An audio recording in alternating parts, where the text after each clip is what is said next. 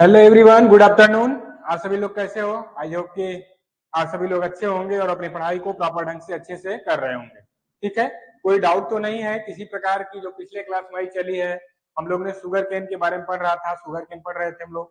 तो उसमें कुछ क्लासें हो गई थी। आई थिंक पिछली क्लास हमारी कम चली थी, आई थिंक 27 मिनट की ही चली थी, 27 मिनट की लगभग।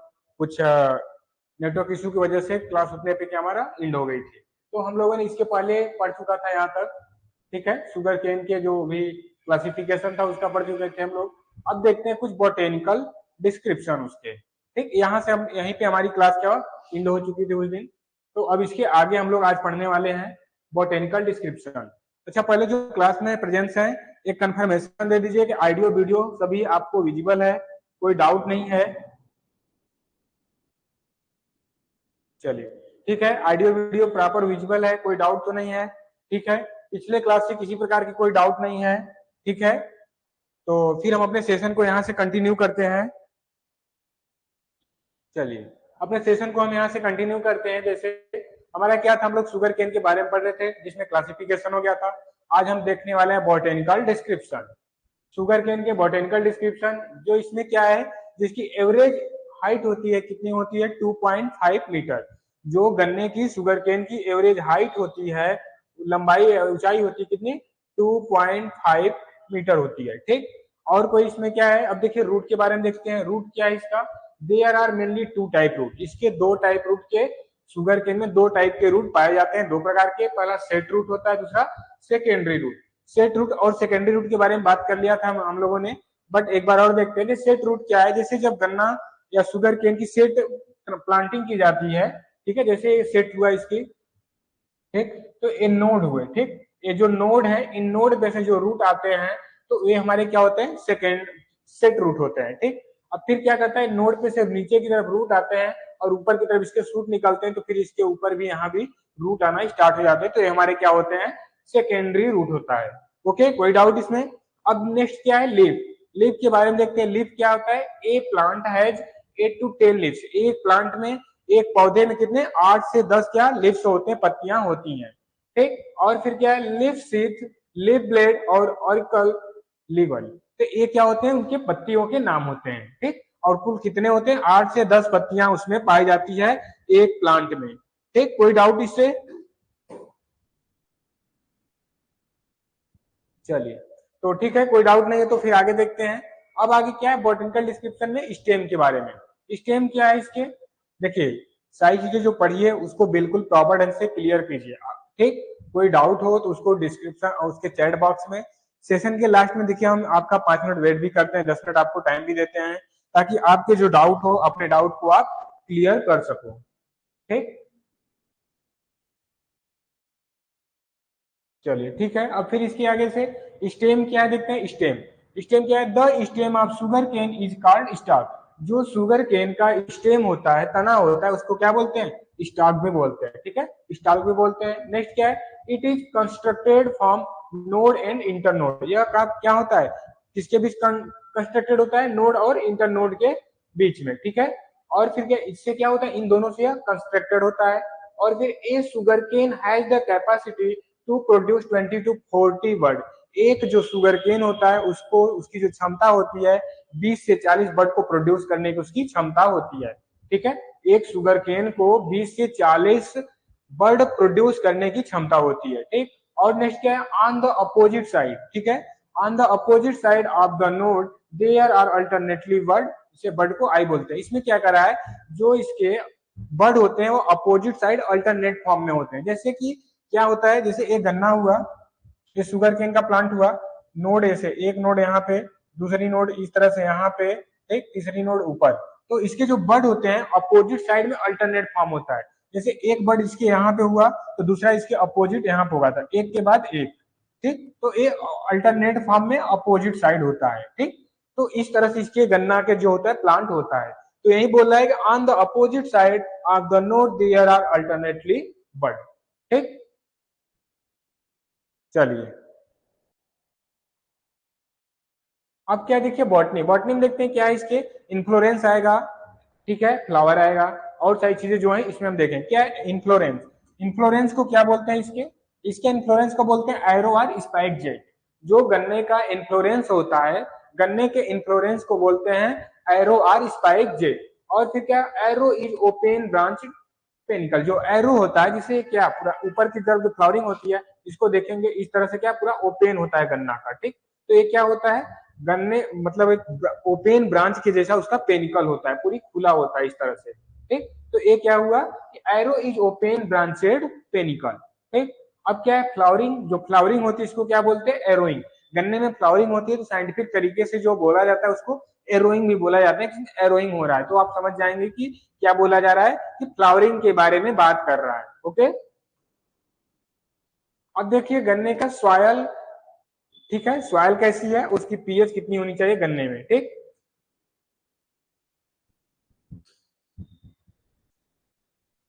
देखिए सॉयल क्या है, sugar cane can be grow on all type soil. Sugar cane जो होता है वह सभी प्रकार के सॉयल में ग्रो कर सकता है, ठीक है। चीजें बता रहे हैं, sugar cane can be grow, ठीक है, can be grow on all type soil, ये सभी में, लेकिन बट क्या है इसमें, grazing from the sandy soil to clay soil. इसको जो ग्रो करते हैं, उगाते हैं, इसमें सैंडी सॉइल से किसमें, क्ले लोमी सॉइल, सैंडी लोम से क्ले लोम सॉइल में इसको अच्छे से ग्रो कर सकते हैं। और नेक्स्ट क्या है, वेल ड्रेनेड लोमी सॉइल, ठीक है, अच्छी जल निकास वाली लोमी सॉइल चाहिए। It is the best suitable for sugar cane, यह शुगर केन के लिए बेस्ट सुटेबल है अच्छे से, ठीक है। फिर जैसे saline, alkaline and acidic soil are not suitable for this crop. इस फसल के लिए, शुगर केन के लिए कौन सा, saline soil, alkaline soil, acidic soil क्या है, इसके लिए सुटेबल नहीं है, ठीक। जो इसके ऑप्टिमम सॉइल पीएच होता है, अब देखिए कुछ लोग का कहना है ऑप्टिमम क्या होता है, जैसे एक होता है मैक्सिमम, ठीक है, मैक्सिमम, और दूसरा क्या होता है हमारा मिनिमम, मिनिमम। तो इसके बीच में क्या आता है, ऑप्टिमम आता है, ठीक है। इसके बीच में क्या आता है, ऑप्टिमम। एक मैक्सिमम आता है, एक मिनिमम आता है, तो उसी के बीच में जो आता है उसी को क्या बोलते हैं, ऑप्टिमम होता है, ठीक। तो यही बोल रहा है कि जो ऑप्टिमम पीएच सॉइल इसकी रिक्वायर्ड है कितने, 6.5 टू 7.5, यानी 6.5 से 7.5।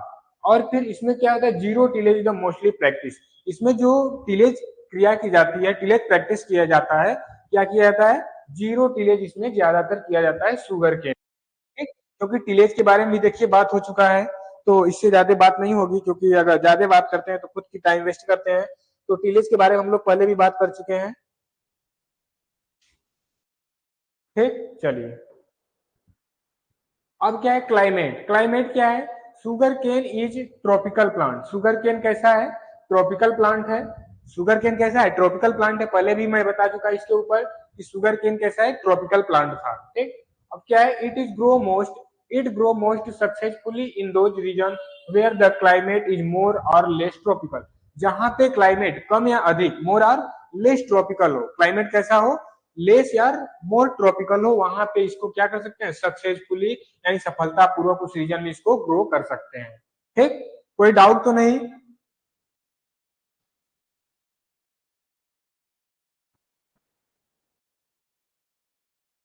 ठीक है, अब देखिए इसके लिए जो वाटर रिक्वायरमेंट होती है कितनी, 2000 mm की आवश्यकता होती है इसके लिए, मतलब जो हमारी सिंचाई होती है, या फिर बोल सकते हैं इसको क्रॉप को पूरी तरह से तैयार होने में जो जल की आवश्यकता होती है, वह 2000 mm जल की आवश्यकता होती है।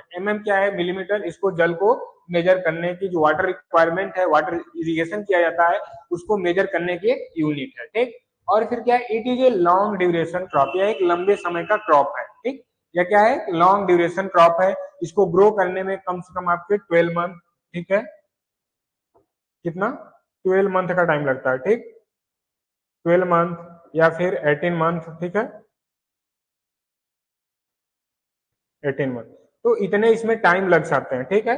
देखिए कुछ क्रॉप है जो साउथ है इंडिया में ग्रो करते हैं, उसमें पूरे 18 मंथ लग जाते हैं। जो हमारे नॉर्थ इंडिया में, वेस्टर्न इंडिया में जो किया जाता है, हमारे यहाँ पे 1 ईयर के होते हैं, यानी 12 मंथ के, ठीक। चलिए, अब देखिए टेम्परेचर, शुगर केन के टेम्परेचर के बारे में बात करते हैं। तो टेम्परेचर क्या है, best temperature suited for sugar cane.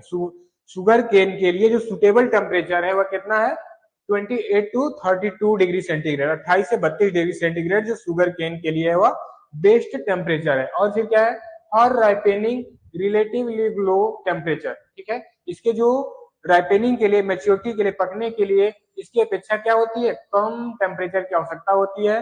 जो टेम्परेचर रेंज क्या होता है 12 से 14 डिग्री सेंटीग्रेड डिजायरेबल होता है इसके लिए जो डिजायरेबल टेम्परेचर है गन्ने के राइपेनिंग के लिए जो डिजायरेबल टेम्परेचर वह कितनी होती है 12 से 14 डिग्री सेंटीग्रेड। ठीक, ओके।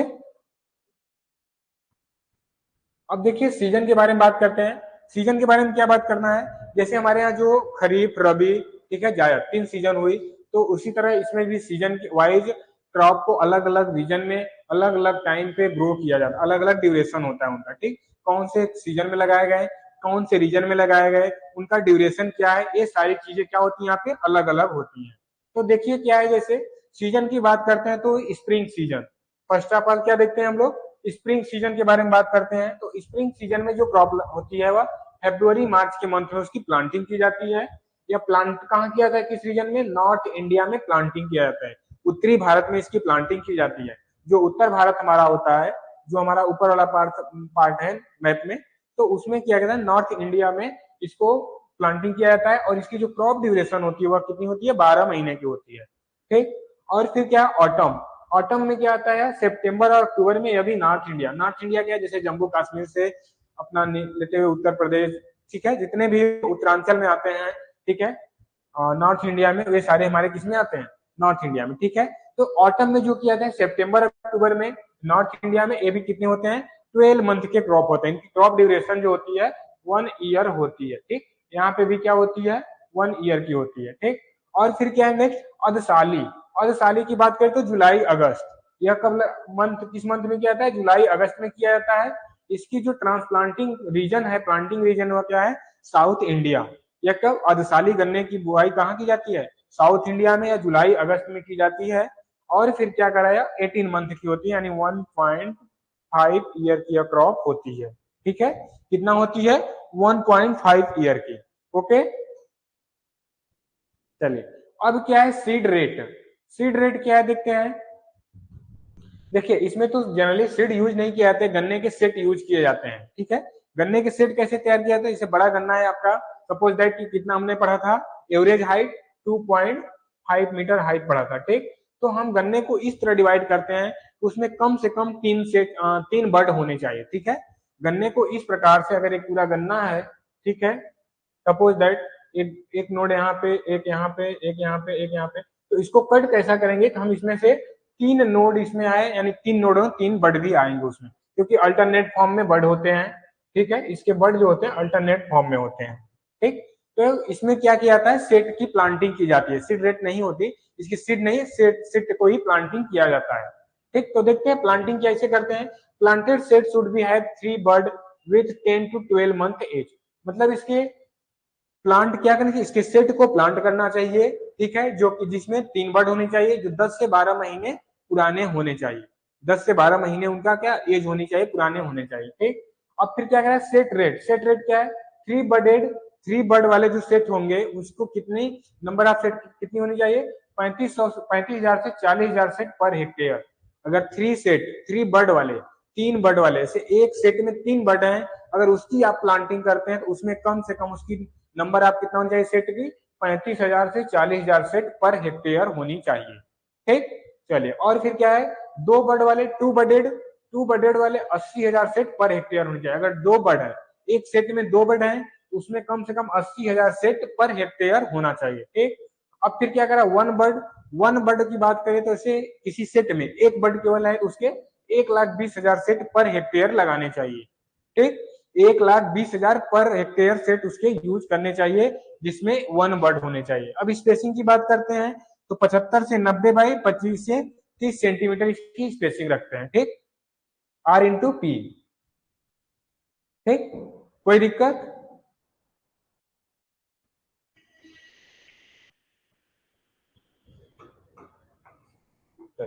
अब देखिए इसके सारे चीजें हो गए, हम लोगों ने सीड रेट देख लिया। ठीक है, प्लांटिंग के बारे में देख लिया, कैसे प्लांटिंग करते हैं, कैसे सेट तैयार करते हैं। ठीक है, अब देखेंगे इन सेट को कौन कौन से मेथड से हम प्लांटिंग करेंगे। प्लांटिंग करने के भी अलग अलग मेथड है, बाकी जितने सेट हैं, हर सेट है, उस सेट को बुआई करने की, उनकी प्लांटिंग करने की अलग अलग टाइप है, अलग अलग मेथड है। ठीक है, कैसे, कौन से, कितने बर्ड वाले, सारी चीजें इसमें हम देखेंगे। ठीक है, पहला क्या है, फ्लैट बेड मेथड, नेक्स्ट क्या है, रिज फूरो मेथड, और नेक्स्ट क्या है, ट्रेंच मेथड। ये 3 मेथड यहाँ पे है, इसके बाद आगे और देखेंगे। इस तरह से हम सारे 8-9 कम से कम, ठीक है, तो मेथड देखेंगे इसके बुआई के। ओके, चलिए, क्या है फ्लैट बेड मेथड? इसमें क्या किया जाता है, यूज्ड इन नॉर्थ इंडिया, या कहाँ पे यूज किया जाता है, या नॉर्थ इंडिया में यूज किया जाता है, ठीक है। फिर इसके बाद क्या करा है कि सैलो फुरो, जो इसके फुरो होते हैं वह सैलो होते हैं, उथले होते हैं, 875 टू 90 सेंटीमीटर स्पेसिंग रखते हैं, और फिर विथ 8 सेंटीमीटर डेप्थ रखते हैं। जो फुरो की गहराई होती है वो कितना रखते हैं, 8 से 10 सेंटीमीटर, और जो इसकी बुआई करने के लिए फुरो में डिस्टेंस रखते हैं वह 75 से 90 सेंटीमीटर रखते हैं। ठीक, चीजें क्लियर। अब फिर क्या है, रिज एंड फुरो। नेक्स्ट क्या है, रिज एंड फुरो। रिज एंड फुरो में क्या है, यूज्ड इन ईस्टर्न यूपी, या कहाँ यूज किया जाता है, ईस्टर्न यूपी में यूज किया जाता है। South India, eastern UP and South India dead furrow with 10 to 15 centimetre depth, ridge एडमेड इन टू इंड मेथड। इसको क्या करा है कि यह यूज किया है ईस्टर्न यूपी और साउथ इंडिया में यूज किया जाता है। फिर इसके जो डेढ़ फुरों के साथ साथ इसमें क्या करते हैं, 10 से 15 सेंटीमीटर इसकी गहराई रखते हैं, ठीक है, और इसमें रेज तैयार करते हैं, यानी मेड़ तैयार करते हैं, और इसको क्या बोलते हैं, इंड टू इंड मेथड भी बोलते हैं। और इसको क्या बोलते हैं, इंड टू इंड मेथड भी बोलते हैं। यह साउथ इंडिया और ईस्टर्न यूपी में यूज किया जाता है। चीजें क्लियर। इसके जो फुरों की गहराई रखते हैं, कितने रखते हैं, 10 से 15 सेंटीमीटर। जो बेड फ्लैट बेड में रखते हैं कितने रखते हैं, 8 से 10 सेंटीमीटर। ओके, कोई डाउट? चलिए ठीक है, तो नेक्स्ट देखते हैं अब क्या है, ट्रेंच मेथड। ट्रेंच मेथड क्या है, या कोस्टल एरिया में यूज किया जाता है। इसकी जो गहराई बनाते हैं, शेप बनाते हैं, वह यू शेप्ड में बनाते हैं। कैसे बनाते हैं, यू शेप्ड में, इस तरह से बनाते हैं, ठीक है, यू शेप्ड में बनाते हैं। देखिए ये लिखा है, used in coastal area deep U shaped trench, ठीक है, इसे बनाते हैं। जो इसकी ट्रेंच 8 ट्रेंच बनाते हैं, और इस पे कितनी स्पेसिंग रखते हैं, 75 से 90 सेंटीमीटर इस पे स्पेसिंग रखते हैं। और फिर बात क्या कर रहा है, इसके साथ साथ 20 to 25 सेंटीमीटर डेप्थ रखते हैं। रेक्टेंगुलर ट्रेंच बनाते हैं, जो उसको लोडिंग में प्रोटेक्शन करता है, प्रोटेक्ट करता है, ठीक है, उसको लोडिंग में, उसको गिरने में क्या करता है, उसकी सुरक्षा प्रदान करता है। ठीक, कोई डाउट इसमें, ट्रेंच मेथड में, रिज फुरो में, या फिर फ्लैट बेड में? देखिए, अगर आप डेली क्लास में नहीं आओगे, रिकॉर्डेड क्लास करोगे, तो थोड़ी बहुत प्रॉब्लम तो आपको होगी। अगर डेली क्लास में, लाइव क्लास में आप होगे, तो आपको जो डाउट होगी आप यहाँ पे फेस टू फेस डिस्कस कर सकते हैं, ठीक है, और उसका सोल्यूशन भी तुरंत आपको दिया जाएगा। अगर इसकी डिस्कस, अगर ये चीजें नहीं समझ में आई, इसकी डिस्कस आप नेक्स्ट क्लास में कर लें तो बेटर है। यदि आप 1-2 क्लास के बाद डिस्कस करते हैं तो भी आपको प्रॉब्लम हो सकती है, ठीक है। तो कोशिश किया कीजिए कि लाइव क्लास में डेली टाइम से आ जाया करिए। ओके, चलिए अब देखते हैं प्लांटिंग मेथड। प्लांटिंग मेथड में कैसे, रिंग पिट मेथड, एक क्या है, रिंग पिट मेथड, और फिर क्या है, ट्रांसप्लांटिंग पॉलीबैग रेज सेट। तो ये चीजें हैं इसमें।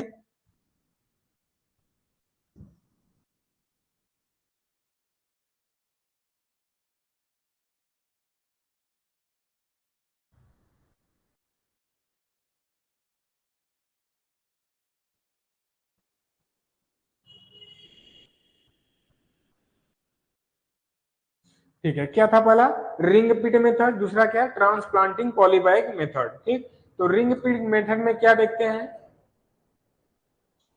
इसमें क्या है, बेस्ट फॉर स्लोपी लैंड, जैसे जो ढाल वाले भूमि होते हैं उसके लिए क्या है, बेस्ट है, यहाँ पे लिखा हुआ है बेस्ट फॉर स्लोपी लैंड, जो ढाल वाले भूमि है उसके लिए बेस्ट है। For preventing loading in saline soil, saline soil में लोडिंग को क्या करते हैं, प्रिवेंट करते हैं, उनको रुकावट डालते हैं, उसमें लोडिंग नहीं होने देते। फिर क्या करें, फॉर टेकिंग 3 to 4 रैतून, इससे क्या कर सकते हैं, 3 से 4 रैतून क्रॉप ले सकते हैं। रैतून क्रॉप गन्ने में लिया जाता है, जैसे एक बार उसको कट किए, फिर उसके रूट से, जो उसकी रूट है, रूट स्टॉक से नई प्लांट ग्रो होती है, नए सूट निकलते हैं। तो क्या हुआ, 3 से 4 रैतून क्रॉप ले सकते हैं। Gives high yield, higher yield, या इसमें उपज भी अधिक देता है, ठीक है, या क्या करता है, उपज उत्पादन अधिक देता है। सेट प्लेस्ड एट पिट, जहां पे सेट प्लेस किया जाता है, लगाया जाता है, उसकी गहराई क्या रखते हैं, साइज की पिट की जो गड्ढा है उसकी गहराई गहराई क्या रखते हैं, 75 सेंटीमीटर उसकी डायमीटर रखते हैं, ब्याज जो होती है, जैसे ये पूरा गड्ढा हो गया तो 75 सेंटीमीटर, अगर एक गड्ढा हो गया तो इसकी 75 सेंटीमीटर क्या हो गई है, 75 मीटर इसकी सेंटीमीटर क्या हो गई, इसकी डायमीटर हो गई। जो इसकी डेप्थ रखते हैं वह कितनी रखेंगे हम, 45 सेंटीमीटर इसकी डेप्थ रखेंगे। ठीक, तो इसकी क्या बोला है, जो डायमीटर रखेंगे 75 मीटर और जो इसकी डेप्थ रखेंगे 45 सेंटीमीटर, ठीक है। जो इसमें जो हम सेट को प्लांटिंग करेंगे, सेट को ट्रीटमेंट भी करेंगे ताकि उसमें जर्मिनेशन और उसके उपज अधिक हो, ठीक है। तो उसको किससे ट्रीटमेंट करते हैं, कार्बेंडाजिम से कार्बेंडाजिम से उसको क्या करते हैं, सेट को ट्रीट करके बुआई करते हैं, ठीक। कोई डाउट इसमें, जो सेट जो बुआई किया जाता है गन्ने का, उसको बुआई से पहले कार्बेंडाजिम से क्या करना चाहिए, ट्रीटमेंट कर लेना चाहिए, ओके। अब नेक्स्ट क्या है, ट्रांसप्लांटिंग पॉलीबाग रेज्ड सेटिंग। तो इसमें क्या है, sugar cane seeding is termed as setting. जो शुगर केन का सीडिंग होता है इसे क्या बोलते हैं, सेटिंग बोलते हैं, ठीक है। जो शुगर केन की सीडिंग होती है इज टर्म एज सेटिंग। ये चीजें क्लियर। जो इसमें नर्सरी तैयार किया जाता है, नर्सरी बेड और 5x10 सेंटीमीटर का यूज किया जाता है। पहले इसमें क्या किया था, इसमें नर्सरी तैयार किया जाता है, 5x10 मीटर की नर्सरी तैयार किया जाता है, ठीक। और फिर नेक्स्ट क्या है, डिस्टेंट प्लांटिंग और फिर एसटीपी। दो और इसमें है, क्या है, डिस्टेंट एंड एसटीपी।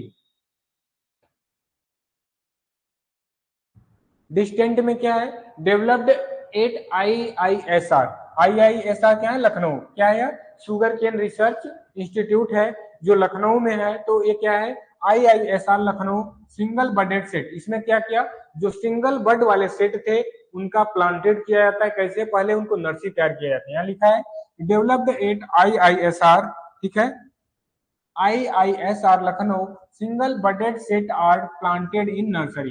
पहले जो सिंगल बर्ड वाले सेट होते हैं उनको नर्सरी में प्लांट किया जाता है, ट्रांसप्लांट किया, नर्सरी में प्लांट किया जाता है। नर्सरी की जो उसमें सेट रखते हैं वो 15 से 20 क्विंटल सेट लेते हैं, या फिर 1800 सेट पर हेक्टेयर के लिए नर्सरी तैयार करते हैं। फिर क्या होता है, यहाँ 45 से 60 दिन after 45 to 60 days single bud are transplanted in main field. 45 से 60 दिन बाद जो सिंगल बर्ड वाले सेट होते हैं वह मेन फील्ड में ट्रांसप्लांट के लिए क्या हो जाता है, पूरी तरह से रेडी हो जाते हैं। इसमें कोई डाउट, आई थिंक कोई डाउट नहीं होगा आप सभी को, क्योंकि इतनी आसान चीजें और सिंपल लैंग्वेज में समझाया जा रहा है, तो कोई डाउट तो होनी नहीं चाहिए। हाँ भाई, जो क्लास में नहीं उनके लिए तो डाउट बन सकता है, क्योंकि क्लास में नहीं है तो ऑलरेडी डाउट ही डाउट होगा, उनको समझ में नहीं आएंगी चीजें, तो ठीक है। चलिए अब नेक्स्ट क्या है, एसटीपी शेप्ड ट्रांसप्लांटिंग मेथड। इसमें क्या है, गुड फॉर फास्ट मल्टीप्लीकेशन, मतलब तेजी से मल्टीप्लीकेशन, तेजी से नंबर प्लांट में बढ़ोतरी के लिए यह अच्छा है। कौन सा, एसटीपी। और फिर क्या, मल्टीप्लीकेशन रेशियो जो होता है 1:3, एक से कितना होता है, 30 होता है, ठीक है। तो जिसका रेशियो होता है 1:30 होता है। फिर uniform crop stand economic the seed, जो इसके सीड होता है इकोनॉमिक पर्पज से। नर्सरी बेड जो तैयार किया जाता है 5x10 सेंटीमीटर का, इसमें नर्सरी तैयार किया जाता है, एसटीपी, ठीक। चलिए और फिर नेक्स्ट क्या है, रेयांग्स मेथड। रेयांग्स मेथड क्या है यार, Indonesia term meaning at developed can shoot with single sprouted bird.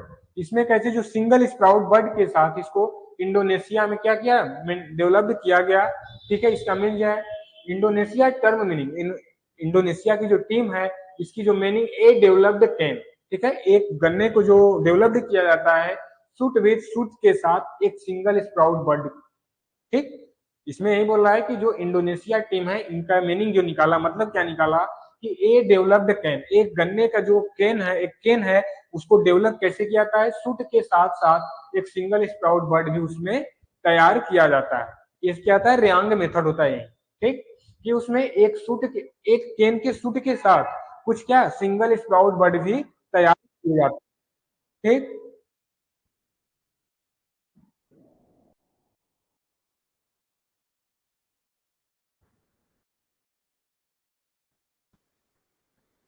ठीक है, अब आगे देखते हैं पोर्शन ऑफ फील्ड। जो फील्ड का पोर्शन सिलेक्ट किए, portion of field is selected for ratoons production.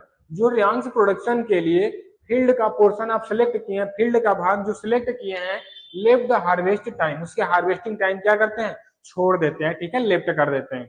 Top of the cane scot of which result, गन्ने के ऊपर से क्या करते हैं, उसको कट करते हैं। फिर क्या उसका रिजल्ट जो आता है, axillary bud begin to sprout. जो एक्सिलरी बर्ड से क्या होता है, स्प्राउट निकलना, जो उसका रिजल्ट आता है, गन्ने को पहले क्या करेंगे, ऊपर से कट कर देंगे, तो जो एक्सिलरी बर्ड से स्प्राउट आना प्रारंभ हो जाता है, स्टार्ट हो जाता है। आफ्टर 3 to 4 वीक, मतलब 3 से 4 सप्ताह बाद sprout bud are separate in single bud. जो स्प्राउट बड होते हैं 3 से 4 सप्ताह बाद वह सिंगल बड में क्या होते हैं, सेपरेट हो जाते हैं, यानी अलग हो जाते हैं।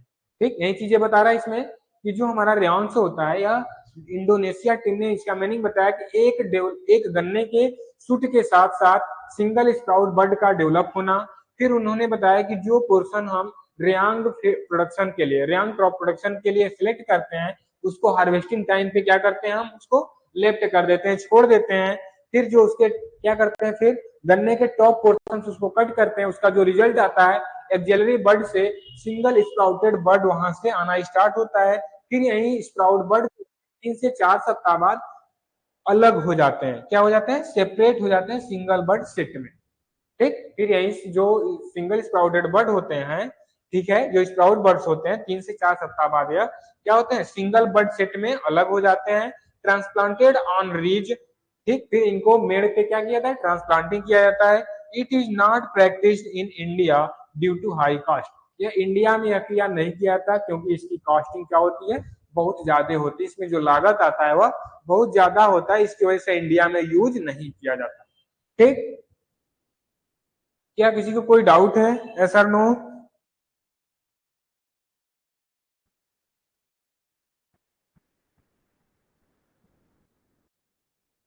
ऑडियो वीडियो सब विजिबल है?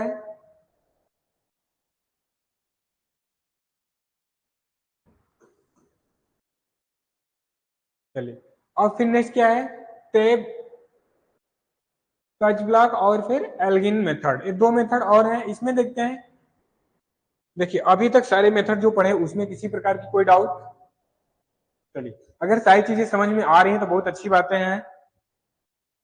ठीक है, अगर ये सारी चीजें समझ में आ रही हैं आपको तो बहुत अच्छी बातें हैं। अगर नहीं समझ में आ रही तो आप उसको चैट बॉक्स में लिखिए, उसको समझाया जाएगा। अगर ज्यादा डाउट है तो आपको लास्ट के 10 से 5 मिनट आपको टाइम भी दिया जाएगा, जिससे आप अपने डाउट को क्लियर कर सको, कंफर्म कर सको। ठीक है,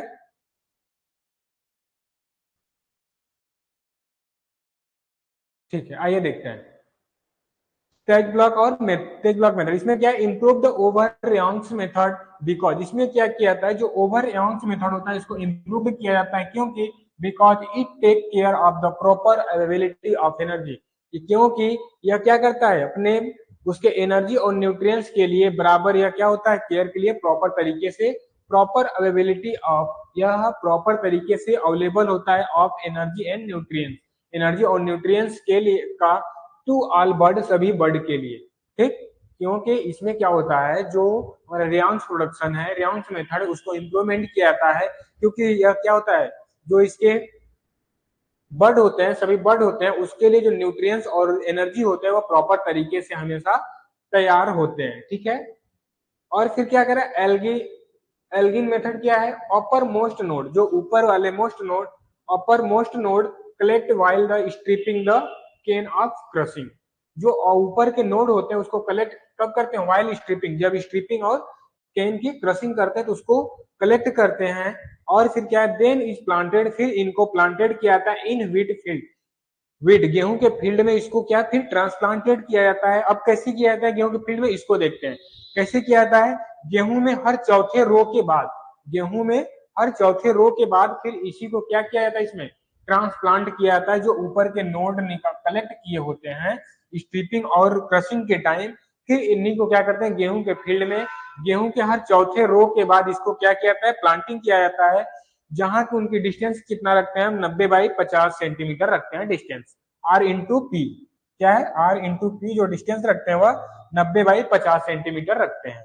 ठीक, रो इंटू प्लांट, चीजें क्लियर। और फिर क्या है, developed by the Allahabad agriculture institute, यह कहां से डेवलप किया गया है, एल्गेन मेथड कहां से यूज किया, डेवलप किया गया है, इलाहाबाद यूनिवर्सिटी, प्रयागराज यूनिवर्सिटी से इसको क्या है, एग्रीकल्चर इंस्टीट्यूट से डेवलप किया गया है। ठीक, चलिए, आई होप कि कोई डाउट नहीं होना चाहिए भाई।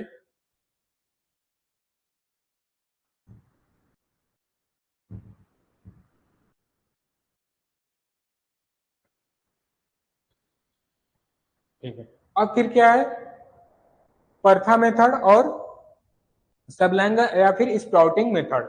अब देखिए परथा मेथड क्या है, यह कहाँ यूज किया जाता है, साउथ तमिलनाडु के फील्ड में जो किया जाता है, तो इसमें क्या करा है, south Tamil Nadu field is divided into two ridge and furrow. जो साउथ तमिलनाडु में होते हैं गन्ने के फील्ड को पहले क्या करते हैं, दो पार्ट में, जैसे गन्ना का फील्ड है पूरी, तो इसको दो पार्ट में क्या करते हैं, वहां पे गन्ने के फील्ड को क्या करते हैं, दो पार्ट में डिवाइड कर देते हैं। ये क्या हुआ, रीज वाला फील्ड हुआ, रीज फील्ड हुआ, और ये क्या हुआ, फूरो, ठीक है, ये फूरो वाला फील्ड हुआ। तो यहाँ पे क्या करा है कि south Tamil Nadu field divided into ridge and furrow and 3 budded set are planted at angle 45 degree centigrade on ridge, leaving at least one bud above the soil। तो इसमें क्या कर रहा है कि पहले क्या करते हैं, साउथ तमिलनाडु में प्लांट को, फील्ड को दो भाग में डिवाइड कर देते हैं, रीज एंड फूरो में। जो 3 बर्ड वाले सेट होते हैं, चीजें वही बता रहा है, जो 3 बर्ड वाले सेट होते हैं उनको रीज पे 45 सेंटीमीटर 45 डिग्री के एंगल पे लगाते हैं, ठीक है, 45 डिग्री एंगल पे उनको रीज पे लगाते हैं। जो 1 सेट वाले बर्ड होते हैं उनको क्या करते हैं, सॉइल के ऊपर ऐसे करके लगाते हैं, ठीक। तो यही चीजें इसमें बता रहा है, बातें कुछ नहीं है, सेम बस उतना ही है कि south Tamil Nadu divided into two portion, two part, ridge and furrow. फिर क्या करा है, furrow and bud 3 bud are planted at angle 45 degree on ridge. जिसको क्या करते हैं, 3 बर्ड वाले सेट को रीज पे 45 डिग्री सेंटीग्रेड पे लगाते हैं, एंड लिविंग एटलीस्ट, ठीक है, जो छूट जाते हैं कम से कम एक बर्ड एबव द सॉइल, एक बर्ड सॉइल के ऊपर रखते हैं, ठीक। और फिर क्या करें, आफ्टर जर्मिनेशन और शूट, जब उसमें जर्मिनेशन हो जाए या फिर शूट हो जाए, शूटिंग होने लगे, शूट निकलने लगे, तो आर इमरजेंस, ठीक है, आर इमरजेंस फ्रॉम बर्ड, ठीक है, जो इमरजेंस आते हैं बर्ड से, when plant attend the height of 20 to 25, ठीक है, जब वे प्लांट जर्मिनेट कर जाते हैं, उसके बर्ड प्लांट अटेंड कर, उनके प्लांट जो होते हैं बर्ड अटेंड कर लेते हैं, उनकी हाइट 20 से 25 सेंटीमीटर हो जाती है, तो सेट को क्या हॉरिजॉन्टली प्रेस्ड करना चाहिए। सेट को जैसे प्लांट हो गए पूरे गन्ने की, अगर ये 20 से कितना, 20 से 25 सेंटीमीटर, ठीक है, 20 से 25 सेंटीमीटर हो गई, तो इसको क्या करना है, हॉरिजॉन्टली प्रेस करना चाहिए थोड़ी, ठीक। तो ये चीजें बता रहा है इसमें प्रथम मेथड। अब फिर क्या है, स्प्राउटिंग मेथड क्या है, स्प्राउटिंग मेथड में देखते हैं, जो टिलर आते हैं, soon after they develop their own root, उनके रूट बनने के बाद तुरंत उसमें क्या होना है, टिलरिंग स्टार्ट हो जाता है, ठीक है। फिर separate from the mother plant, फिर क्या होते हैं, मदर प्लांट, जो मदर प्लांट क्या होते हैं, जो सेट लगाए होते हैं वो मदर प्लांट होते हैं, तो वो क्या होते हैं, धीरे धीरे separated from the mother plant are planted separately, ठीक है, वो फिर क्या हो जाते हैं, धीरे धीरे अपने मदर प्लांट से अलग हो जाते हैं। It is the successfully grown in Java and Quba, या जावा और कुबा में क्या आसानी, सफलता पूर्वक ग्रो किए जाते हैं, ठीक है, ठीक। It is successfully grown in Java and Quba, या जावा और कुबा में आसानी से क्या होते हैं, ग्रो किए जाते हैं, ठीक। चलिए अब क्या है, सेट ट्रीटमेंट। अब देखिए, किसी भी क्रॉप के सीड को सोइंग से पहले उसको क्या करते हैं, उसको ट्रीटमेंट करना बहुत ही जरूरी है, क्योंकि अगर ट्रीटमेंट करते हैं तो उसका मकसद क्या होता है, मेन आपका ऑब्जेक्ट क्या होता है, उसके बेटर जर्मिनेशन, और जो उसके soil borne disease, air borne disease, या फिर उसके सीड बोर्न डिजीज, सारे जो हैं उनको रिड्यूस किया जाता है, ठीक है, आने वाले उसमें जो डिजीज पेस्ट होते हैं उनको रिड्यूस किया जाता है। ये सारी चीजों से हम क्या कर सकते हैं, ट्रीटमेंट करके सीड को बचाया जा सकता है इन सभी डिजीज और पेस्ट से, ठीक। तो चलिए आइए डिजीज और पेस्ट के बारे में देखते हैं। क्या है, पहला कोल्ड वाटर, पहला क्या है इसको ट्रीटमेंट करने का मेथड, कोल्ड वाटर, दूसरा क्या है हॉट वाटर, तीसरा क्या है केमिकल ट्रीटमेंट। ये चीजें हुई इसको ट्रीटमेंट करने के 3 मेथड हुए, ठीक, इसको ट्रीटमेंट करने के 3 मेथड हुए। पहला क्या है, कोल्ड वाटर। कोल्ड वाटर में क्या करते हैं, पूरे गन्ने को कम से कम कितने 12 से 48 घंटे, ठीक है, यानी 12 to 48 आवर के लिए इसको पूरे गन्ने को कोल्ड वाटर में क्या करते हैं, डुबो के रखते हैं, ठीक। अब हॉट वाटर की बात करें तो सेट जो सेट होता है उसको सोक्ड किया जाता है कितना पे, hot water 52 degree centigrade.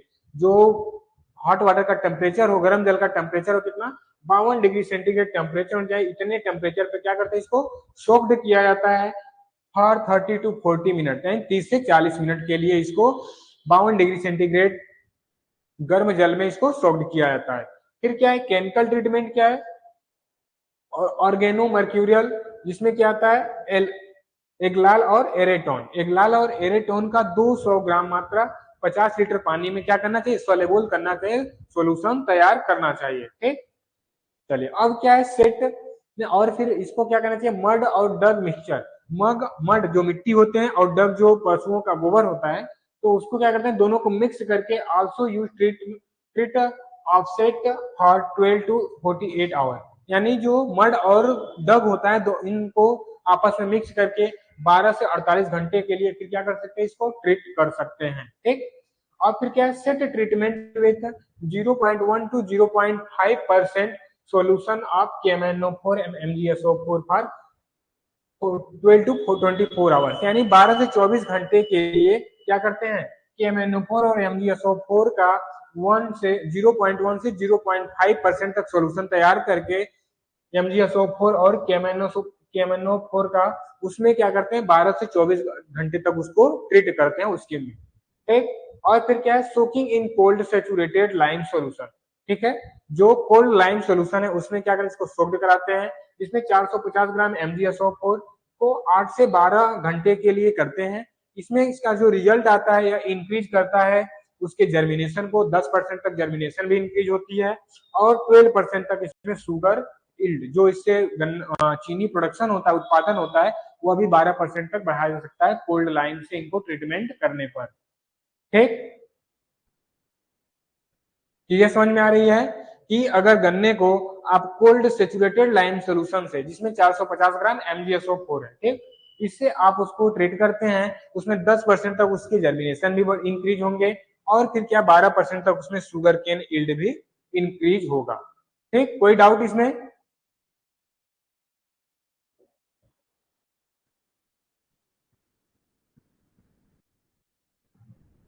I hope कि कोई डाउट नहीं होगा। देखिए क्लास में सभी बच्चे आ रहे हैं, कुछ लोग आ रहे हैं फिर ज्वाइन करके फिर छोड़ दे रहे हैं, तो ऐसा नहीं किया कीजिए। ठीक है, मान लीजिए जिसके पास प्रॉब्लम है थोड़ी अलग बात है, बट जो क्लास कुछ लोग का कहना है कि सर नेट खत्म हो जाते हैं, तो ये देखिए आपकी पर्सनल प्रॉब्लम है, आप इसको बचा के रखिए, क्या करना है क्या नहीं करना है आप खुद जानते हैं। डेली क्लास चल रही है तो कम से कम आप ऐसा करिए, मैं आपको दिखाता हूँ, तो आप डेली कम से कम अच्छे से अपना नेट बचा के रखिए। ठीक है,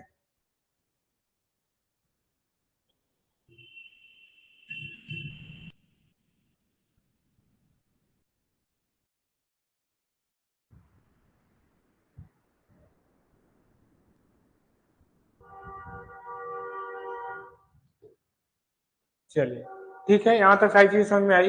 देखिए अगर नेट की प्रॉब्लम है, आपकी वो पर्सनल प्रॉब्लम है, अगर आपका डाटा खत्म हो जा रहा है, ठीक है, इंटरनेट खत्म हो जा रहा है, तो आप उसको सेव करके रखिए कि आप जान रहे हैं कि हमारी क्लास 2 बजे से कंटिन्यू हो जाएगी। ठीक है, लाइव हो जाएगी, तो आपको 1 घंटे 1.5 घंटे यहाँ पे क्लास करनी है।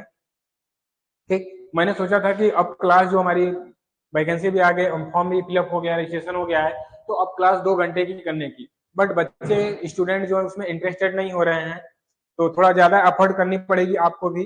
तो इसके लिए क्या करिए, आप क्लास डेली कीजिए। ठीक है, लाइव क्लास, रिकॉर्डेड क्लास, ठीक है, लेकिन लाइव क्लास में आप डेली आइए, ऐसा नहीं करिए कि एक दिन आइए एक दिन नहीं, ऐसा नहीं चलेगा।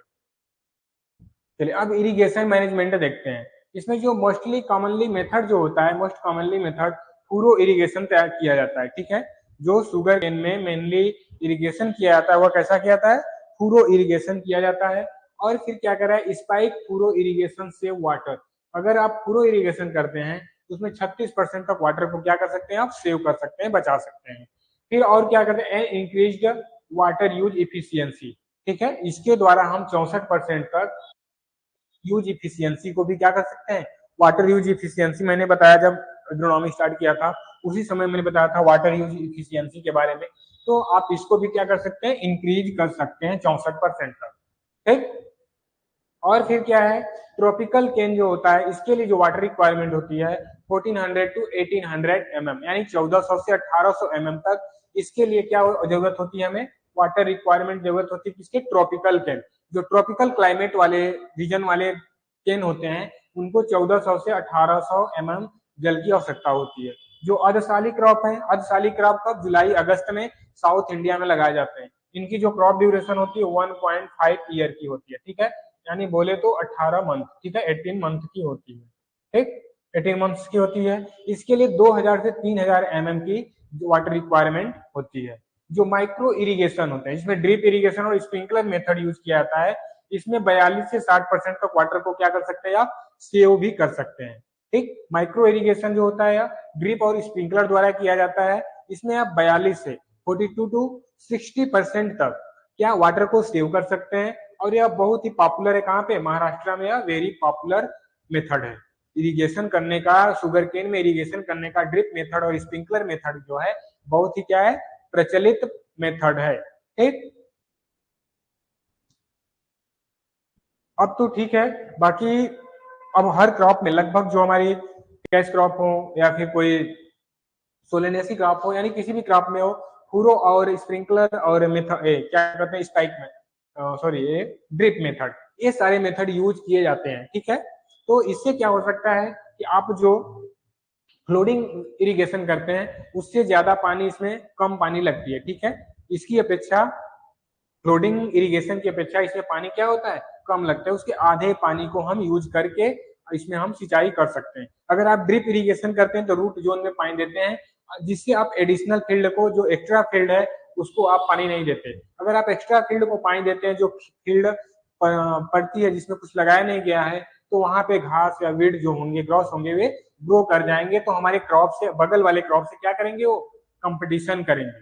ठीक, तो उसमें न्यूट्रिएंट्स का कंपटीशन करेंगे, फर्टिलाइजर, बाकी जो चीजें हैं, हर चीजों से वे क्या करेंगे, अपना वहां पे कंपटीशन स्टार्ट करना शुरू कर देंगे। तो क्या करते हैं हम, इसलिए ड्रिप इरिगेशन, स्प्रिंकलर मेथड, इन सारी चीजों का यूज करनी चाहिए इरिगेशन के लिए। चलिए, अब क्या है, grow stage of sugar cane. Sugar cane को ग्रो करने की कौन कौन से स्टेज हैं, कितने दिन के बाद उसमें जर्मिनेशन होता है, कब उसमें टीलर होते हैं। ठीक है, ये सारी चीजें देखते हैं। पहला क्या देखते हैं, जो जर्मिनेशन फेज आता है शुगर केन में, वह 0 से 60 दिन, यानी 0 to 60 डे आफ्टर प्लांटिंग। और फिर क्या है, फॉर्मेटिव स्टेज। फॉर्मेटिव स्टेज उसमें से टीलर आना बंद स्टार्ट हो जाते हैं, तो ये क्या होता है, 60 to 130 डे आफ्टर प्लांटिंग। यानी प्लांटिंग करने के बाद जो सेट को प्लांट किए, उसके 60 से 34 दिन बाद उसमें क्या होता है, फॉर्मेटिव फेज होता है, जहाँ पे टीलर्स आने लगते हैं उसके। फिर ग्राउंड फेज जो होता है वह 130 से 250 दिन का के बाद होता है। फिर क्या, मैच्योरिटी फेज जो आती है 250 से 365 डे में आता है। ठीक है, डे आफ्टर प्लांटिंग, यानी जब बुआई करेंगे, प्लांट करेंगे, उसके 250 से 365 दिन बाद उसमें मेच्योरिटी आ जाती है। जब मेच्योरिटी आ जाती है तो वह हार्वेस्ट के लिए तैयार हो जाता है, तब उसकी हार्वेस्टिंग कर ली जाती है। कोई डाउट, कोई डाउट नहीं तो ठीक है, तब आगे चलते हैं। अब क्या देखिए, गन्ने में क्रिटिकल स्टेज। क्रिटिकल स्टेज क्या होता है, किसी भी क्रॉप का वह स्टेज जहां पे वह मॉइस्चर स्टेज को सहन नहीं कर सकता, टोलरेट नहीं कर सकता बिल्कुल भी। जैसे कुछ धान में थे, जब उसमें टिलरिंग आने लगता था तो उसका मेन क्रिटिकल स्टेज था, फिर स्पाइक बनने लगते थे, नोड बनना स्टार्ट हो जाता था, फिर उसमें हार्डनिंग हो जाता था। ठीक है, मिल्किंग होती थी, सब मेन मेन उससे चीजें थे। तो वैसे ही यहाँ पे most critical stage for irrigation, formative stage. Formative stage क्या होता है, जैसे राइस में था टिलरिंग स्टेज, वैसे यहाँ पे क्या है, फॉर्मेटिव स्टेज। फॉर्मेटिव स्टेज क्या है, इस समय इसमें क्या होनी चाहिए, नमी होनी ही चाहिए फील्ड में, सिंचाई आपकी होनी ही चाहिए फील्ड में, मॉइस्चर होनी चाहिए, ये बहुत ही जरूरी है। ठीक, क्योंकि इस टाइम वह क्या, सूखे को बिल्कुल भी सहन नहीं कर सकता। इस अवस्था में अगर नमी नहीं होगी, मॉइस्चर नहीं होगा फील्ड में, पर्याप्त मात्रा में उसमें मॉइस्चर नहीं होगा, तो फॉर्मेटिव स्टेज में प्लांट क्या है, डेड कर जाएगा। ठीक है, फॉर्मेटिव स्टेज टेलरिंग बोलते हैं, इसको क्या बोलते हैं, टेलरिंग बोलते हैं। And ground phase are the most sensitive for water stress. अगर यहाँ पे वाटर स्ट्रेस ये क्या होते हैं, बहुत ही सेंसिटिव होते हैं दोनों, फॉर्मेटिव स्टेज और ग्राउंड फेज स्टेज, ये दोनों जो होते हैं वाटर स्ट्रेस के बहुत ही सेंसिटिव होते हैं। अगर थोड़ी भी सूखा इसमें आ गई तो बिल्कुल अपने आप को ग्रो नहीं कर पाएंगे, वहां पे डेड करना स्टार्ट कर देंगे। ठीक, तो देख लीजिए, जो गन्ने में सबसे मोस्ट और क्रिटिकल फेज है कौन सा है, फॉर्मेटिव और ग्राउंड फेज। इसमें क्या होता है, पहला जर्मिनेशन फेज, फिर क्या आता है, फॉर्मेटिव आता है, फिर ग्राउंड फेज आता है, फिर क्या आता है, मैच्योरिटी फेज आती है। ठीक, याद हो गई, पहला क्या आता है इसमें,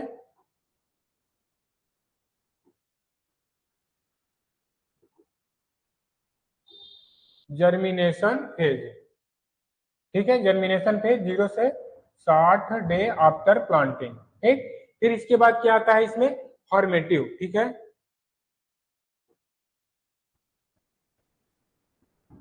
फॉर्मेटिव फेज, ठीक है। फॉर्मेटिव फेज जो आता है 60 से 130 डे आफ्टर प्लांटिंग आता है, ठीक। फिर नेक्स्ट क्या आता है इसमें,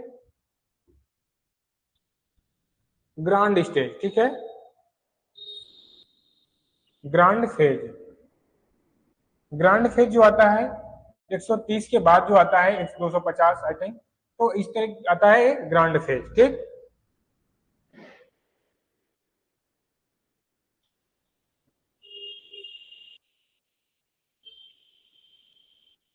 दो सौ पचास, ठीक, 250 डे आफ्टर प्लांटिंग। फिर क्या आता है, हर मैच्योरिटी, ठीक है,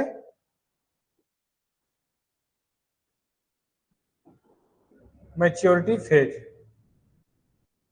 मैच्योरिटी फेज जो आती है 250 से 265 365 डे आफ्टर प्लांटिंग, यानी इसके बुआई के बाद 250 से 365 दिन बाद इसमें क्या आती है, मैच्योरिटी फेज आ जाता है। तब क्रॉप को इस अवस्था पे क्या किया जाता है, यहाँ पे हार्वेस्ट कर लिया जाता है। तो इसका जो मोस्ट क्रिटिकल स्टेज है फॉर्मेटिव स्टेज और ग्रांड फेज है, ठीक। इसमें यह बिल्कुल ही वाटर स्ट्रेस को सहन नहीं कर सकता, बिल्कुल भी नहीं।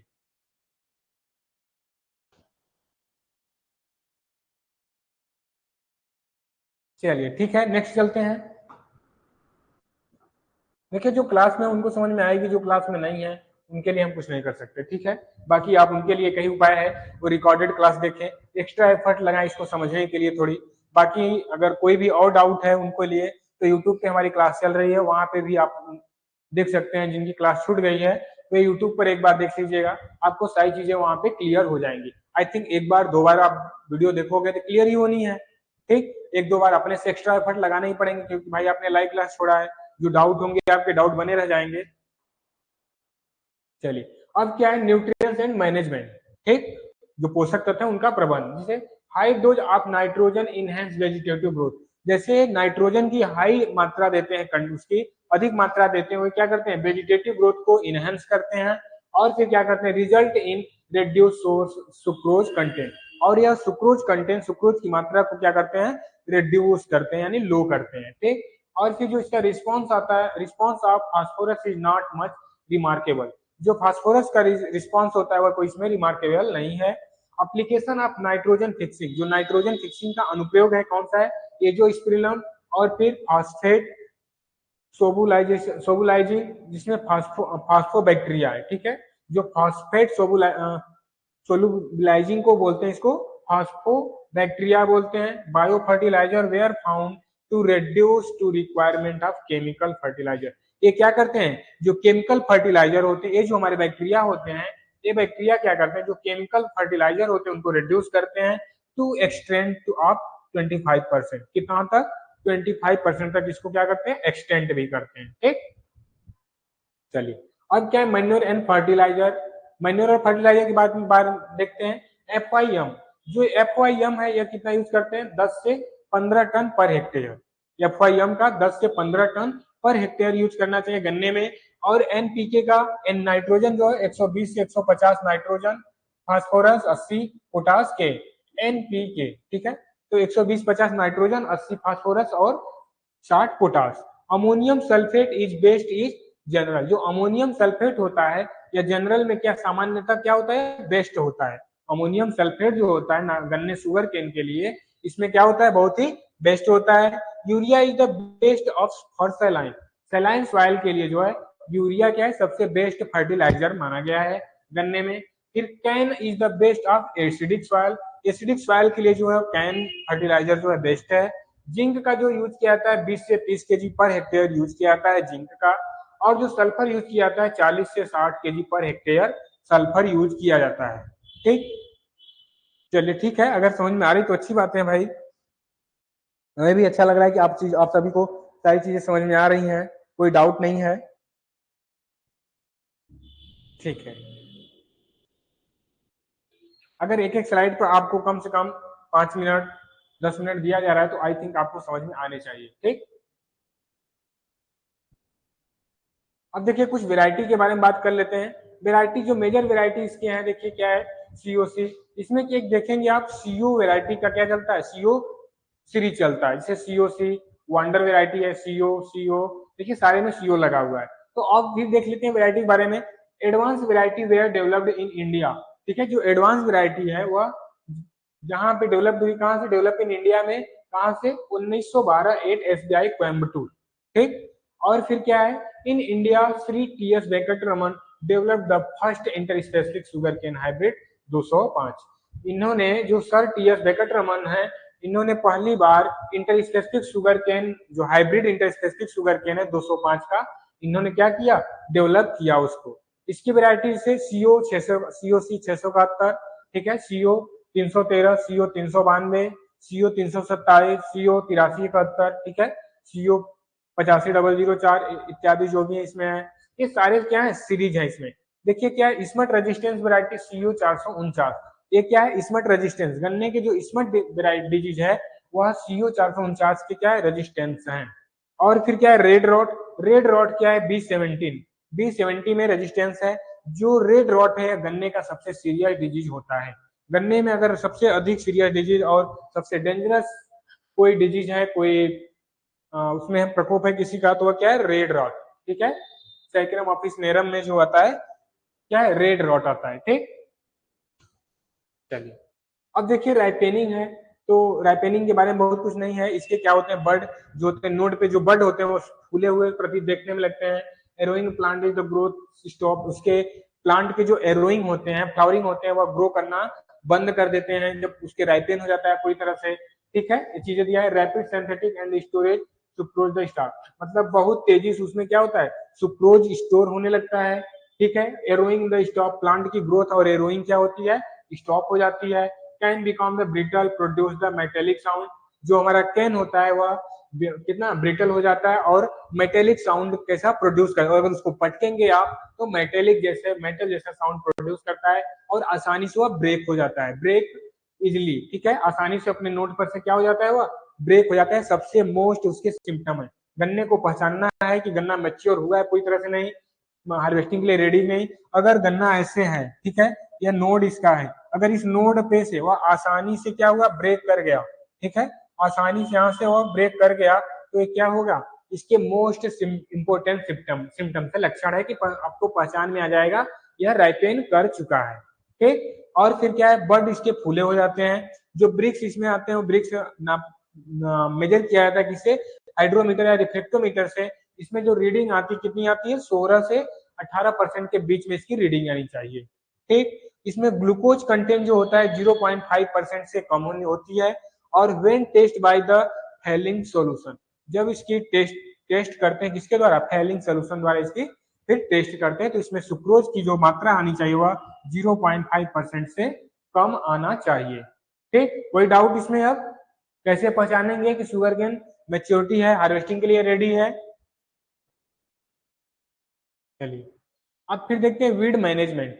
इसमें जो सबसे इंपॉर्टेंस वीड है वो क्या है, सोरगम एल्पनीज, ठीक है, इसको बोलते हैं साइनोडेन डेक्टाइलन, ठीक है, साइनोडेन डाक्टाइलन, ठीक है, इसे दूब घास भी बोलते हैं। फिर कंट्रोल किससे करते हैं, एट्राजिन का 2 kg पर हेक्टेयर यूज करते हैं, या फिर 2,4-D का 1 kg पर हेक्टेयर यूज करते हैं, ठीक। इसमें और क्या है, इसे जो प्रैक्टिस कल्चर फिजिक्स किया जाता है, ब्लाइंड हुइंग किया जाता है, अर्थिंग अप किया, ब्लाइंड हुइंग जैसे जर्मिनेशन, गन्ने के जर्मिनेशन के पहले जो ऊपर उसके टिलेज किया जाता है, फिर प्रैक्टिस कल्चर किया जाता है, कल्चर प्रैक्टिस, वे क्या होता है, ब्लाइंड हुइंग होता है। यानी जर्मिनेशन से पहले अगर उसके किसी प्रकार की गुड़ाई करते हैं, निराई गुड़ाई करते हैं, तो ब्लाइंड हुइंग होता है। फिर उसके बाद अर्थिंग अप, यानी जैसे गन्ना जब उसमें टिलरिंग आते हैं, शूट हो जाते हैं, इसको फिर मिट्टी चढ़ाया जाता है इस तरह से, ठीक। फिर टाइम किया जाता है, बांधा जाता है, रैपिंग किया जाता है, जो उसके सूखे पत्ते उनको निकाला जाता है, प्रोपिंग किया जाता है, ट्रेसिंग किया जाता है, ठीक। ये सारी चीजें क्या हुई, गन्ने की कुछ प्रैक्टिस कल्चरल है जो गन्ने में किया जाता है, ठीक है। ये कहाँ किया जाता है, गन्ने में किया जाता है, ठीक। चलिए अब देखिए कुछ मेजर इंसेक्ट पेस्ट हैं, ठीक। चलिए इसको आगे करने से पहले आप बताइए कि जितना आप लोग को पढ़ाया गया ये सारी चीजें समझ में आई, एस आर नो।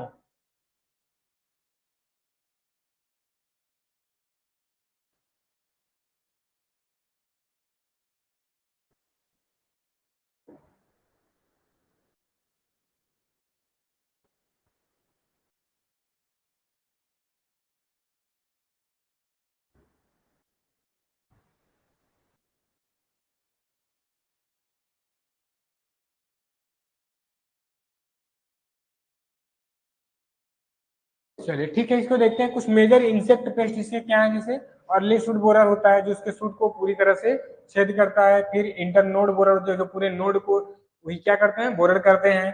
फिर टॉप शूट बोरर होते हैं। शुगर कैन वुडी एफिड होते हैं, ठीक। और फिर क्या है, मिलीबग है, स्केल इंसेक्ट, व्हाइट फ्लाई और पैरिला।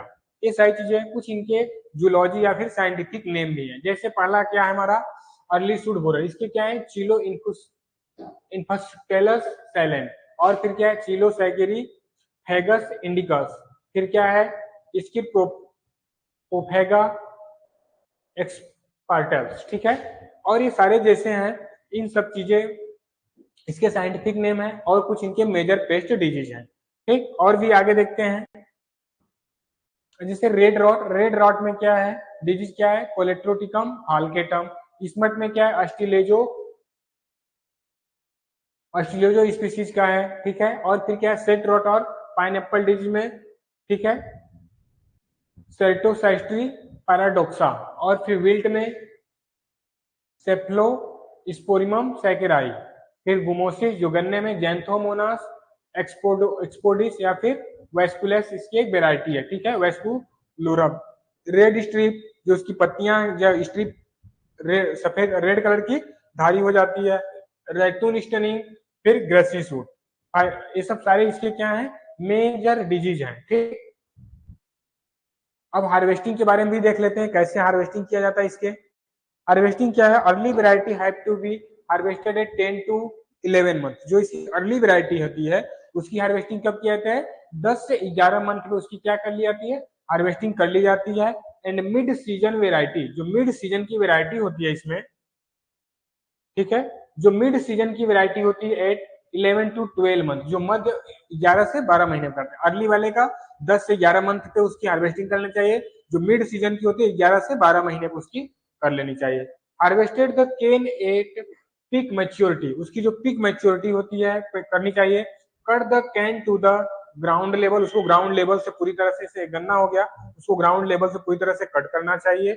For the both plant and ratoon crop, ठीक है, जो उसके प्लांट और रैतून क्रॉप दोनों के लिए उसको ग्राउंड लेवल से क्या करना चाहिए, उसके कट करना चाहिए, हार्वेस्ट करना चाहिए, ठीक।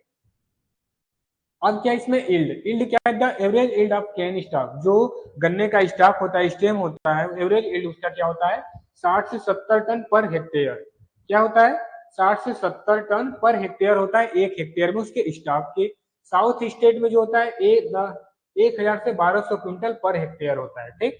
साउथ स्टेट में जो होता है साउथर्न स्टेट में वहां पे 1000 से 1200 क्विंटल पर हेक्टेयर इसकी उपज होती है। देखिए अब यहाँ पे अलग अलग एरिया में, जैसे नॉर्थ इंडिया में क्या होती है इसकी 60 से 100 क्विंटल पर हेक्टेयर, ये क्या है टन पर हेक्टेयर, ठीक। और फिर क्या है जो साउथ इंडिया में इसकी उपज होती है कितनी होती है 80 से 120 टन पर हेक्टेयर। जिसका एवरेज यील्ड होता है क्या होता है एवरेज यील्ड 60 से 70 टन पर हेक्टेयर इसका एवरेज यील्ड होता है। प्रॉपर मैनेजमेंट, अगर प्रॉपर ढंग से मैनेजमेंट करते हैं तब उसकी उपज क्या होती है 70 से 90 टन पर हेक्टेयर। और फिर जूसी इल्ड, जूस के लिए केवल उसके जैसे गन्ने से जूस केवल निकालना हो उसके लिए जो होता है कितना होता है 75% उसमें क्या होता है जूसी होते हैं, ठीक। और फिर क्या होता है शुगर इल्ड कितना होता है, जो शुगर इल्ड होता है जूसी के लिए वह 6 से 10% तक इसमें शुगर निकलते हैं।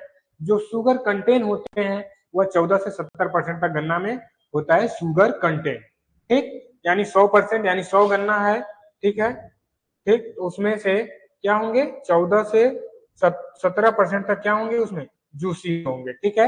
इसमें शुगर कंटेन मात्रा पाई जाएगी, शुगर की मात्रा, ठीक।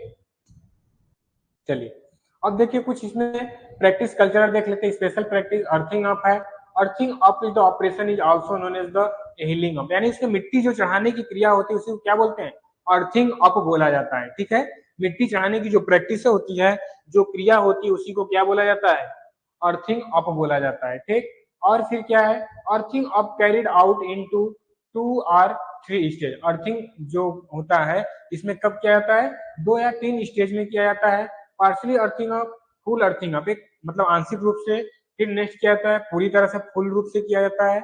और फिर नेक्स्ट क्या इसमें देखते हैं, ठीक। तो 2 तरह से किया जाता है स्पेशल प्रैक्टिस में। The first earthing of operation is known as the partial. जो पहली बार उस पर मिट्टी चढ़ाई जाती है गन्ने पे, गन्ने में जब पहली बार गुड़ाई करके मिट्टी चढ़ाई जाती है तो उससे क्या बोलते हैं, पार्शियल अर्थिंग अप बोलते हैं या फिर आंशिक रूप, ठीक। और फिर सेकेंड या थर्ड ऑपरेशन, ठीक, दूसरी या तीसरी बार जब उसमें अर्थिंग अप करते हैं तो उसे क्या बोलते हैं, फुल अर्थिंग बोला जाता है। उसको क्या बोला जाता है, फुल अर्थिंग अप बोला जाता है। द पार्शियल अर्थिंग अप, जो पार्शियल अर्थिंग अप होता है, is done 45 day after planting. उसके प्लांटिंग के बाद कितने 45 दिन बाद क्या किया जाता है, उसमें पार्शियल अर्थिंग अप किया जाता है। गन्ने में जो पार्शियल अर्थिंग अप किया जाता है वह कितने दिन बाद किया जाता है, 45 दिन बाद पार्शियल अर्थिंग अप किया जाता है, ठीक। और फिर क्या है, in partial earthing up little amount of soil from either side the furrow is taken and placed around the base the shoot. जैसे क्या कर रहा है, जो शूट होता है पार्शियल अर्थिंग अप में क्या करते हैं, जैसे जो शूट होता है, शूट के क्या करते हैं, बीच में जो फूरो होता है, फूरो से मिट्टी उठाकर उसके साइड से मिट्टी लेकर हम उसके बेस पर क्या लगाते हैं, शूट के बेस के पास मिट्टी को लगाते हैं। यही बोल रहा है partial earthing of little amount, एक छोटी मात्रा में soil from the either side, ठीक है, सॉइल की मात्रा या फिर फूरो से जो सॉइल को लेते हैं, फिर प्लेस अराउंड द बेस, उसके बेस, शूट के बेस के पास क्या करते हैं, हम उसको लगाते हैं। Full earthing up is done after 120 day, यानी 120 दिन बाद क्या करते हैं, उसमें पूरी तरह से जो फुल अर्थिंग अप होता है करते हैं, considering with the pig tiller popular stage, ठीक है। तो ये सबसे क्या है, पॉपुलेशन स्टेज है, ठीक है। जो वहां पे टिलर की स्टेज पॉपुलेशन अधिक हो तो उस समय क्या करते हैं, फुल अर्थिंग अप करते हैं। अब क्या है, blinding hoeing. The hoeing is done after sowing of the sugar cane called the blind hoeing. Sugar cane के बुआई के बाद, शुगर केन की प्लांटिंग के बाद जब उसमें हुइंग करते हैं तो उसी को क्या बोलते हैं, ब्लाइंड हुइंग बोलते हैं। After sowing of the crop and form the hard surface crust. जैसे जब जस्ट बुआई के बाद अगर बारिश हो गई उसके ऊपर क्या करता है, एक हार्ड लेयर बन जाता है सॉइल का, उसको ब्रेक करना ही क्या कहलाता है, हमारा हार्ड हुइंग कहलाता है। To break this day layer, इस लेयर को जो ब्रेक करते हैं, the blind hoeing is done, ठीक है। इसी में क्या होता है, ब्लाइंड होइंग क्या होती है, इसे अंधी गुड़ाई भी बोलते हैं। इसको क्या बोलते हैं हिंदी में, अंधी गुड़ाई, ठीक है, अंधी अंधी गुड़ाई भी बोलते हैं इसको, ठीक।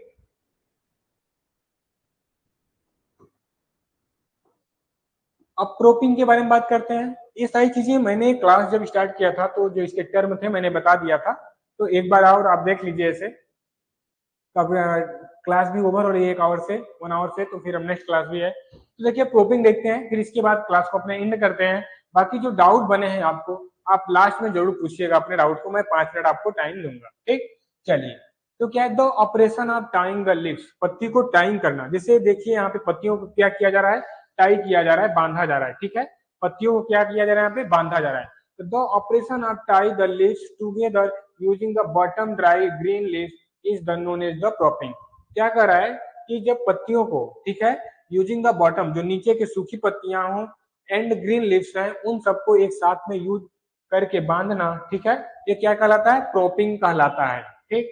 फिर क्या, it is the primary done to avoid the lodging of cane. ये जो गन्ने को गिरना होता है, लोडिंग होता है, इसको यह क्या करता है, अवॉइड करता है, इससे बचाता है। Cropping can be either done for each row, ठीक है, इसको क्या करते हैं, प्रत्येक रो में इसको क्या करते हैं, प्रत्येक रो या फिर 2 रो के गन्ने को लेकर एक साथ बांधते हैं।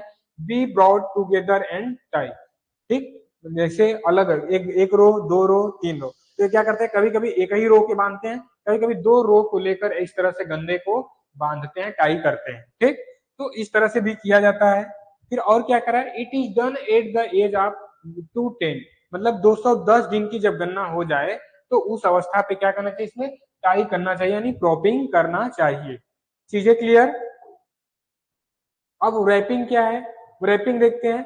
The distribution of CO2 become easy and proper to all the plant. जैसे जब CO2 का जो डिस्ट्रीब्यूशन है वो प्रॉपर ढंग से सभी प्लांट में, ठीक है, प्रॉपर ढंग से सभी प्लांट में हो, इसके लिए फील्ड पे हो। The leaves are the remove from the plant, plant से जो सूखी पत्तियां हो, अनडिजायरेबल अनवांटेड प्लांट लीव्स हो, उन सबको क्या करते हैं, रिमूव करते हैं।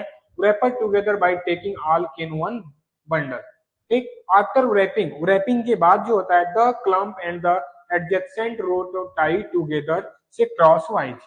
ठीक, फिर उनको क्या करते हैं क्रॉस वाइज उनको क्या करते हैं एक साथ टाइट भी कर देते हैं। ठीक, इससे क्या होता है जब हम अनवांटेड डिजायरेबल या फिर ड्राई लीव्स हैं उन सबको रिमूव करने से क्या होगा, जो फील्ड में CO2 का डिस्ट्रीब्यूशन होगा वह प्रॉपर तरीके से अच्छे ढंग से सभी फील्ड पूरे फील्ड पे अच्छे से होगा। ठीक है, ये सारी चीजें क्लियर आई हो गई। अब किसी को कोई डाउट तो नहीं, ऐसा नो? ठीक है, अब जो चीजें बची हैं ये चीजें मैंने पढ़ा दिया है, आपको पीपीटी मिल जाएगी, आप एक बार जरूर इसको रिवाइज कर लीजिएगा। इसके आगे की जो चीजें बची हैं आप एक बार सेल्फ स्टडी कर लीजिएगा। ठीक है, तो चलिए आज का सेशन हम यहाँ पे एंड करते हैं, फिर आपसे मिलते हैं 6:15 यूट्यूब चैनल पे। ठीक है, तब तक के लिए बाय बाय, थैंक यू। चलिए, कोई डाउट किसी का तो नहीं है? 5 मिनट वेट करते हैं, अपने डाउट को टाइप चैट में बॉक्स में टाइप कीजिए।